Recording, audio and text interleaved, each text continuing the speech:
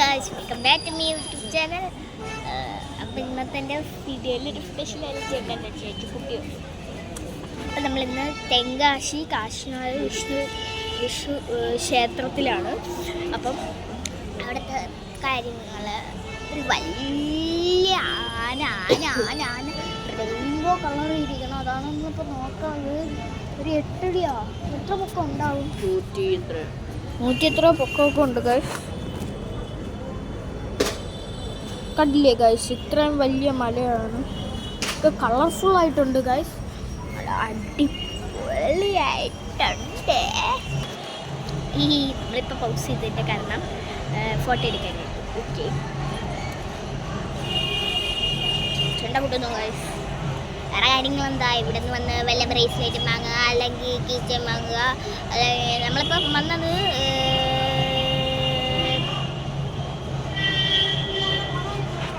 ഇന്ന് നമ്മൾ ടൂർ പോയിട്ട് വന്നതായിരുന്നു. ടൂർ പോകാൻ വന്നപ്പോൾ എൻ്റെ അമ്മയ്ക്ക് കോവിലോട്ട് ഭയങ്കര അട്രാക്ഷനാണ്. നമ്മൾ കോവിലോട്ട് കയറി. അപ്പം നമ്മളെ ഇന്നത്തെ പരിപാടി നേരെ കോവിലിൽ പോകുക, എന്നിട്ട് നേരെ വെള്ളച്ചാട്ടത്തിലോട്ട് പോവുക, അപ്പം കുളിക്കുക, പോണ വഴിയിൽ വേറെ ഏതെങ്കിലും പുഴയൊക്കെ കുളിക്കുക, ഇവിടെ വീട്ടിൽ ചെല്ലുക. അപ്പം അങ്ങനെയുള്ളല്ലോ എനിക്ക് പരിപാടി.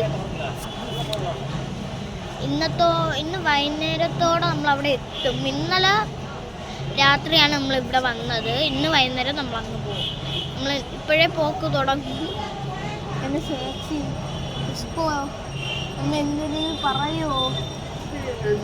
ഹലോ ഗായ്സ്, സബ്സ്ക്രൈബ് ചെയ്ത് എന്തെങ്കിലുമൊക്കെ പറ. പണ്ട് പറയണ പോലെ പറ. ക്യാമറ നോക്കി പറ. പണ്ട് വെച്ച് മാനത്ത് നോക്കിയായിരുന്നാ പറയണ. Welcome to our YouTube channel. ഉറക്കം വരുന്നുണ്ട്.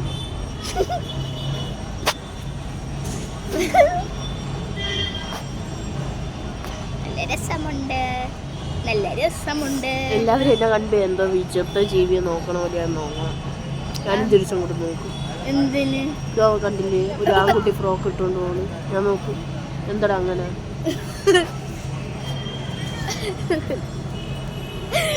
ഒരു ആൺകുട്ടി ഫ്രോക്ക് ഇട്ടോണ്ടോ. അപ്പം ചേച്ചിയുടെ കണ്ണാടിയുടെ പ്രത്യേകത, ഇപ്പം ചേച്ചി കണ്ണാടി പണ്ടോട്ടെ വെക്കും.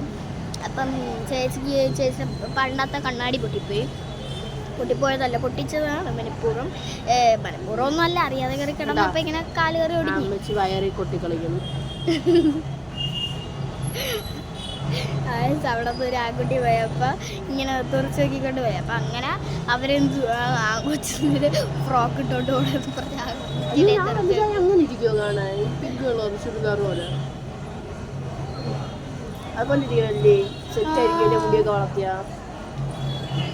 നമ്മൾ വായി നോക്കുന്നു.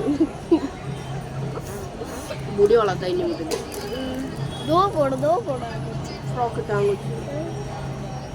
മറ്റേ ആ വെള്ള അമ്മച്ചിയില്ല, ആ അമ്മച്ചി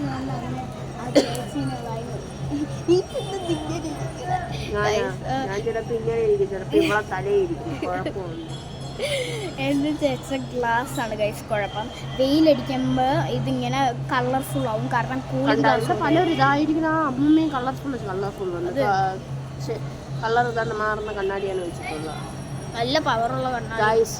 നമ്മളെ എത്ര രൂപ ചെലവാക്കിയാണ് ബാക്കിയുള്ളവരെ കാണാനായിട്ട് നമ്മുടെ കണ്ണിൽ ഈ സാധനം വാങ്ങിച്ചു വെച്ചേക്കണെന്ന് കണ്ട. അവർ നമ്മളടുത്ത് മറ്റേ കുമ്പിട്ട് നിൽക്കണം, കൈ തൊഴുത് കുമ്പിട്ട് നിൽക്കണം. അവരെ കാണാനായിട്ട് നമ്മൾ ഇത്രത്തോളം എഫേർട്ട് ഇടുകയാണ്.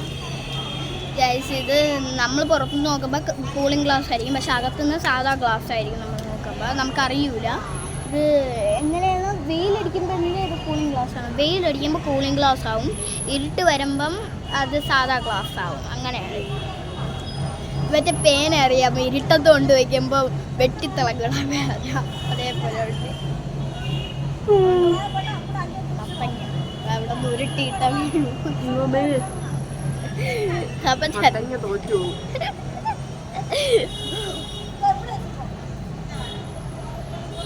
ഭയങ്കര കോമഡിയാണ്. ചളി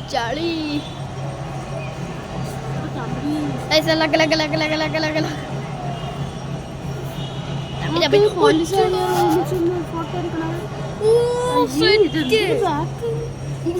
എത്ര എണ്ണം? 1 2 3 4 5 5 ഒരുമിച്ച് ഇരിക്കണേ guys.